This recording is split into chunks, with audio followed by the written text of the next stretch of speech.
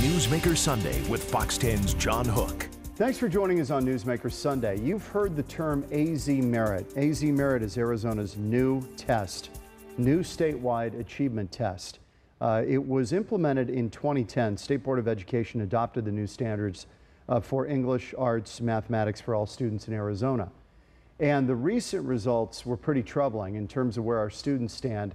Parents will start getting the individual scores for their kids later on this year, but for now we're at least getting a wide look at what happened, and the test scores were pretty dismal, to be honest with you.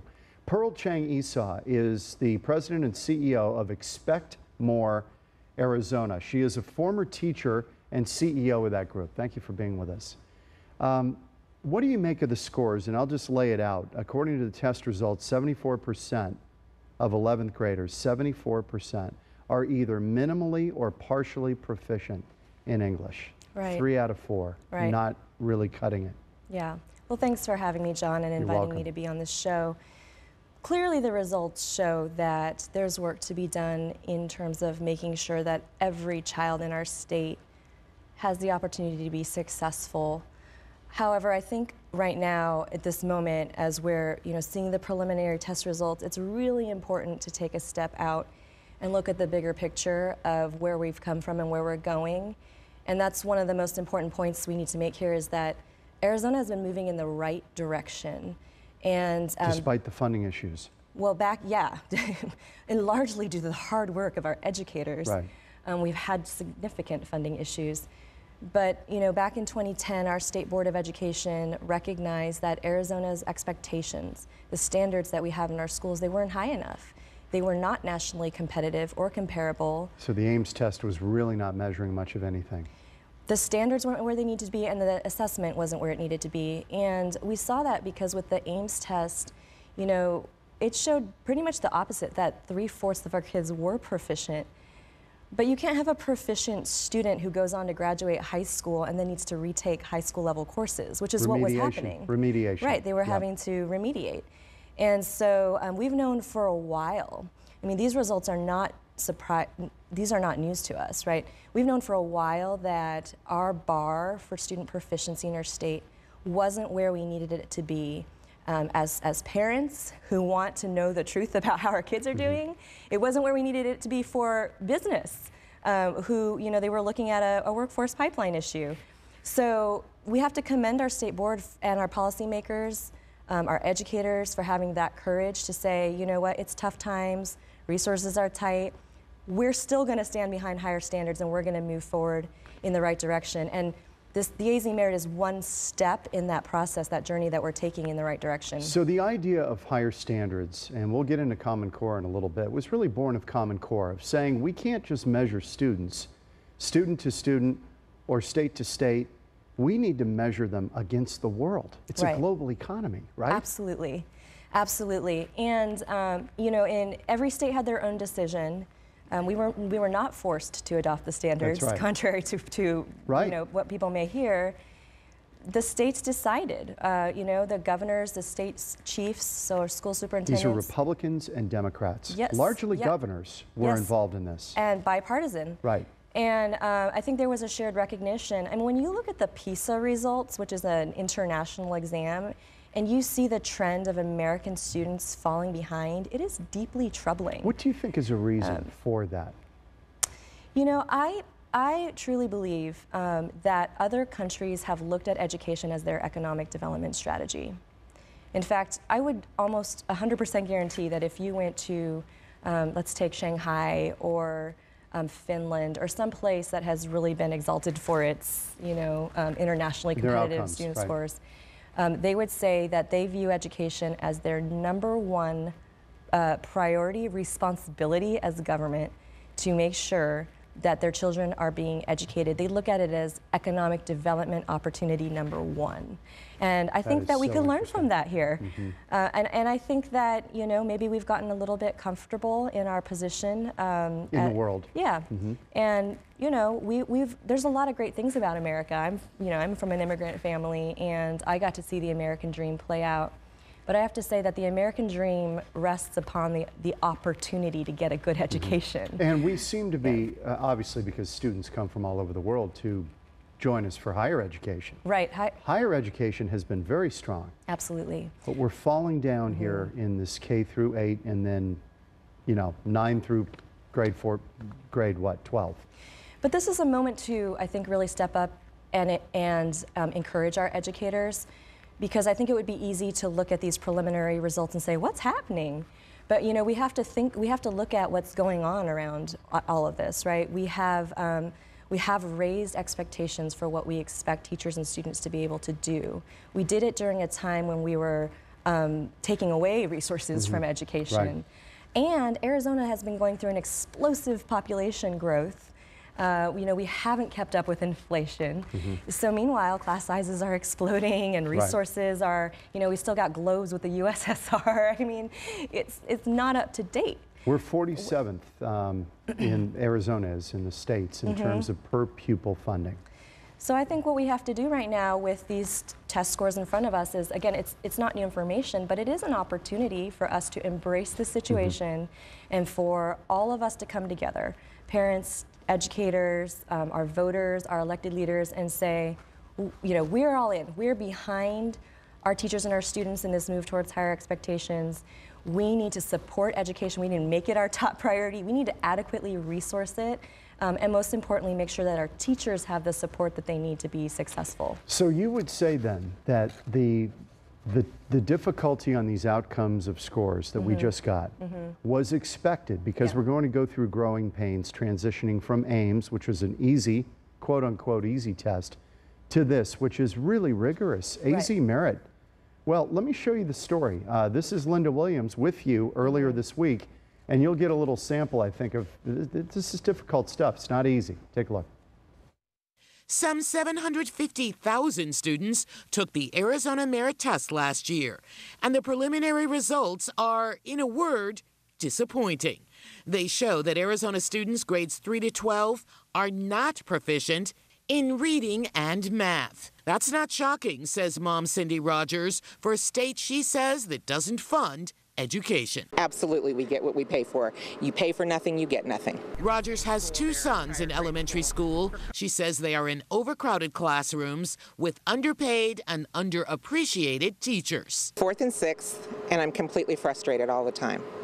I don't think that they get stimulated in the way they should. Pearl Chang-Isao of Expect More Arizona says she hopes parents and the community will see the low test scores as an opportunity to push forward. Arizona Merit, after all, was a new test for students. Some say the bar has been raised significantly. This year was the first year they took a new test, and that test is set up to measure different things, because we're now more focused on critical thinking, and we're focused on problem solving, and we're focused on the kinds of skills that students really need to be successful in. Isao says we shouldn't be afraid of what the test results show. She says Arizona needed to raise the bar. She views the results as an opportunity. This is a change we need to embrace. We think about it like our kids are going to have jobs that don't even exist today. That means the education system needs to teach kids to be critical thinkers and to be continuous learners. They need to be able to adapt, and that requires a different approach.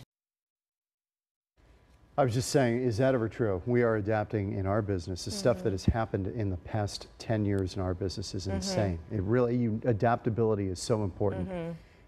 Will students' graduation be tied to this test? No. Okay, so if a student struggles in grade 7 and really doesn't do well on AZ Merit, they will still move on to grade 8. Right. Well, the big thing that we changed was that AIMS used to be a high-stakes high school exit exam. Right. We got rid of that. Right. The only other accountability piece that resembles that still does exist is move on when reading.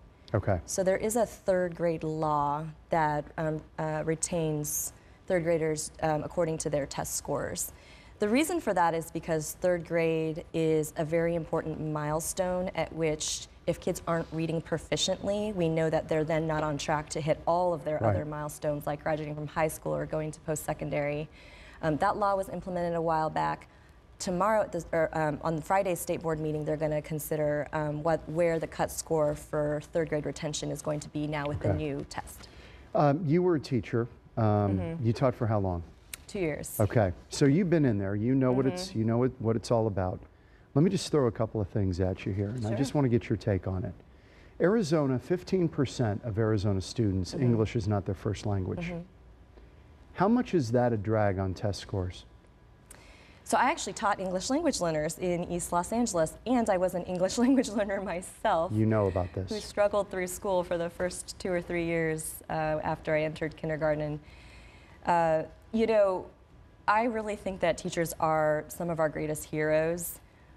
When you think of, just imagine the situation.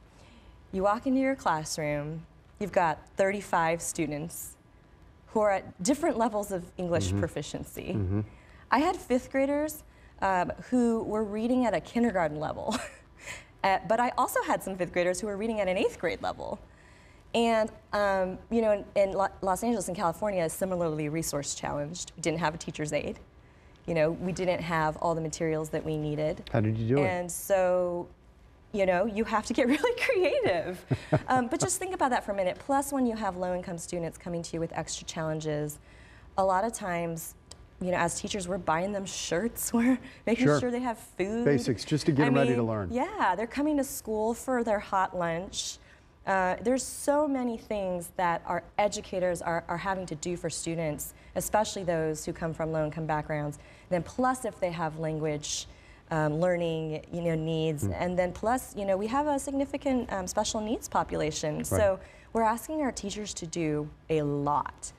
I think it is incredible that over the last few years we raised expectations, we raised standards, and Expect More Arizona surveyed our teachers in our state. There were many surveys that happened that showed largely that the teachers supported the standards. Even though it would make their life tougher. Even though their lives were going to get harder, even though we were asking them to do a lot with less resources. They recognize that in the big picture you have to raise the standard for these kids to be college and career ready. Right. And teachers are there at the end of the day, not for themselves, but because they want to serve their students. Back to the question about the immigrant population, or let's just say English is not their first language. How much does that depress test scores? Can that be, if somebody were to look at Arizona and say, well, of course their test scores are struggling, they have a huge immigrant population. Is that too easy? Yeah, I mean, I think you have to, that's where you could make some comparisons to other states. And granted, California would have this issue, right? You know, states have different immigrant populations. I think the highest correlation is probably to socioeconomic status. It's not really to immigrant status, it's more to socioeconomic status. And in Arizona, we do have a significant population of students from low-income backgrounds. Actually, the majority of our K-12 public schools are from students are from low-income backgrounds. But we also, I think there's two things. We need to acknowledge that that's the truth and that it does impact student achievement, but we also can't let it be the excuse. I mean, we have to move forward with a culture of excellence. We have to look at examples of schools that are serving low-income students and beating the odds and see what are they doing. You know, because there are examples of schools that have significantly outperformed what would have been expected of them. So it is happening, but it's incredibly hard work. Right. When we come back, we're gonna talk a little bit about Common Core. There are a lot of misconceptions about Common Core, and it's certainly an issue you're going to see come up in the presidential campaign, no question about it. Back on Newsmaker Sunday, talking about AZ Merit, the scores that just came out, and where we stand and where we go from here, right after this. On Newsmaker Sunday with Pearl Chang Esau. She is Expect More Arizona, president of that group, CEO of that group, former teacher in the LA school district, right? And you grew up in California. Sure did. So we get these test scores from AZ Merit. This is a test that replaced the Ames test. And the test results were not very good, frankly. 74% are either minimally or partially proficient in English. Younger students didn't fare much better. 40% of third graders are proficient or highly proficient in English. In math, just 42% are. But you say this is not unexpected as we transition from a low bar test to a high bar test. Yeah. It's not. It is the reason why we're on this journey, right? We adopted higher standards back in 2010 with the intention that we were going to need to align the new assessment to these standards. And so it makes all the sense that with this new test, actually the results resemble the NAEP results, which is the national gold standard exam. And so this was expected. This is growing pains? It's a pain point, and we have to push through it. We can't go backwards. We can't lower the bar. Nobody wants that. Let me ask you this, and this is a tricky one, but do you suspect that in Arizona we wanted a low bar test so that the politicians and other policy people could say, look, we're doing fine here. We don't need to spend money on education. Our kids are graduating. They're doing fine on Ames. Was this kind of an underhanded way to say everything's fine? You know, I think it's a collective public will issue because, you know, it's about voters, it's about parents, it's also about teachers, you know, and this is where I think we have to come together and lend our support and understanding to the situation. But, you know, I'm a parent. You know, parents don't want to hear bad news about their kids. Absolutely. Teachers don't want to feel like they're not doing a good job, especially when they've been working so hard. And our elected leaders don't want, you know, the state to look bad. Our business community doesn't want the state to look bad. So there might be a little bit of that, but higher standards are a pain. I mean, they just are. It makes it tough on everyone. Right, but then look at what we did. You know, because that's where I say we should be really proud. You know, because our business community and our elected leaders, many of them, and the public did rally together to move in this direction. I mean, we've been on this journey for 4 or 5 years now. So we are moving to where we need to be to make sure that we're setting a bar and setting expectations for our students that are going to allow them to be globally competitive. AZ Merit was born of Common Core, right? The national attempt to come up with standards that were rigorous, that would make us competitive globally. Right. Is that the long and short of it? Yeah. And that's it. And Washington didn't develop the standard. They sure did not. Common Core, you know, was what we called it back in 2010 when it was adopted, and it was a state-led decision-making process. States were allowed to opt in and be a part of that developmental process. And actually, some of the standards writers, many of them were from Arizona. One of the lead math standards writers was from the University of Arizona, Professor McCallum. Let me see, great segue. We're gonna have to get you into broadcasting. That is the next story. I met with the guy who largely was responsible for the math standard part of Common Core, Bill McCallum. Delightful guy. Take a look at this. Many people believe Common Core is a government conspiracy to take over K-12 education, the brainchild of President Obama and his political cronies. Sometimes the truth is far less entertaining. This is the man who played a major role in writing the Common Core math standards, William McCallum, Distinguished Professor of Mathematics at the University of Arizona. Well, you don't look like a guy on K Street in Washington, D.C. wearing a trench coat like some big bad guy. Washington had nothing to do with it. I've never spoken to Obama, quite frankly. What is Common Core? Common Core is a set of standards. It's a set of expectations for what kids should know and be able to do and understand at the end of each grade level. Standards. That's it. In other words, Common Core was created to clearly spell out benchmarks at each grade level, what kids need to learn to be college and career ready. So if I want to go find the Common Core book? There's no such thing. Common Core lays out goals of what kids need to know, and then it's up to states and schools to decide how to teach it. So why the big fuss over Common Core standards? I think we would have had this sort of anxiety, all of this stuff about testing, accountability, assessments, America's not number one anymore, all of that anxiety would have been coming to a head now anyway. It's been building for 20 years. Common Core math requires the kids not only memorize the 2 times 4 equals 8, but now, and here's the change, students must know why. Professor McCallum took me to the whiteboard to explain. He says far too many kids go through school with what he calls fragile knowledge. A lot of kids come to college, they've done algebra, but it's like an eggshell. You just hit the outside and it crumbles because it's all based on memorized procedures. I know I'm supposed to move the X over here. Kids need to know why they're why what they're doing is working, because the process of solving a problem, the sort of problem you might get in a math class, is usually not to get the answer. That's important, and the answer should be correct. But in the process of solving the problem, you also learn mathematics. But that's created huge headaches for parents struggling to help their kids with math homework. So if Common Core is such a good idea, why do so many parents want to strangle you? I have a lot of sympathy for the parents in this, because sure, it's maddening when your kid brings home some piece of homework that you can't help them with. Parents have a right to be able to help their kids with their homework. Why does a man who's faced such scorn keep smiling? You believe we needed this? Yeah, absolutely we needed it. This was the most significant advance in our ability to improve mathematics education that has come along in this country in my lifetime. Do you think at the end of the day you got it right? Yeah, I think we got it right. I think we came up with standards that are aligned with the best standards out there. We came up with standards that if you follow this coherent, focused progression of ideas across grade levels, you'll have kids who are better prepared for college and career. It was really interesting spending time with him, because what you come away with very clearly is Washington had nothing to do with the standards. This has really been misunderstood. I think, unfortunately, it has, and it's gotten caught up in a more political debate that's beyond standards or even an education issue. And poisoned the whole idea? I mean, are you getting blowback on AZ merit where people say we need to scrap this and start over? Well, the state board has to approve the cut scores, and there's a lot more that still needs to be done. Diane Douglas, the superintendent of public instruction, she kind of ran on a platform, we're going to do away with Common Core, which would be AZ merit, right?